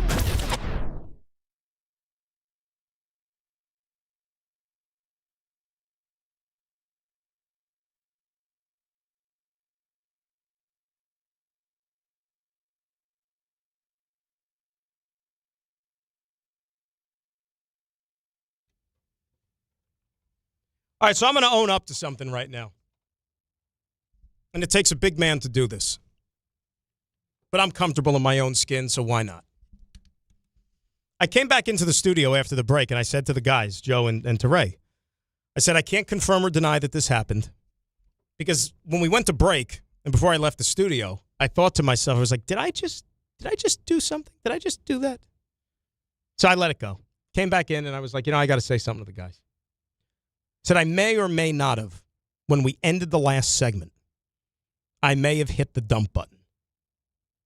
And for those who don't know what we're talking about, we have the dump button. In case something gets out over the air that shouldn't be out over the air, you hit the dump button so it doesn't go out in the air and, have any violations, so on and so forth, and it allows us to keep our license.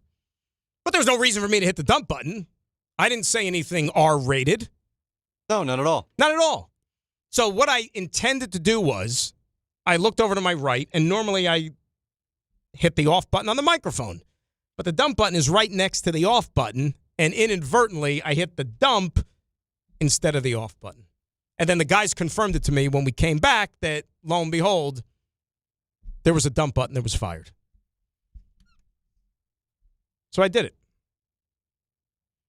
We will get into the Yankees fans, come on to Yankees. So that's what it sounded like? That's what you heard. Which? Play it again. Top 8 here for the postseason. So we'll see what happens here with these games. When we come back, we'll close it out with you on the phones at 800-919-3776. We will get into the See? Hey, Yankees fans. You got no idea what we're getting into next. People are probably listening to this thing right now. It's like, I have no idea what they're getting into because he hit the dump button. It was a masterful tease. You teased them with not teasing. It was a great tease. And apparently it was teased so well that I didn't want anybody else to know what the hell we're talking about right now. So I can just sit here and talk about nothing if you want, because like I said, for all they know, I didn't say anything. Does that happen? I mean, does that happen often? Because I think that's like the first time I've ever done that. It happened during Jordan's interview with Chris and Bart earlier. Today? Oh, yeah. Chris accidentally hit the dump button. Well, there you go. So I don't feel as bad. You want everyone to hear what you did say? Yeah. Or we want to keep it a secret? Keep it a secret. All right. Keep it a secret. That's how we roll. That's how we roll with this show. Secretive as possible. But as I did say, we were going to talk about the Giants and the Dexter Lawrence situation. And All right, you're a week away from the draft, and you know all the fancy terms that are being thrown out there, impasse, point of no return, whatever it is with the Giants and with Dexter Lawrence and these talks. Draft is next week, okay?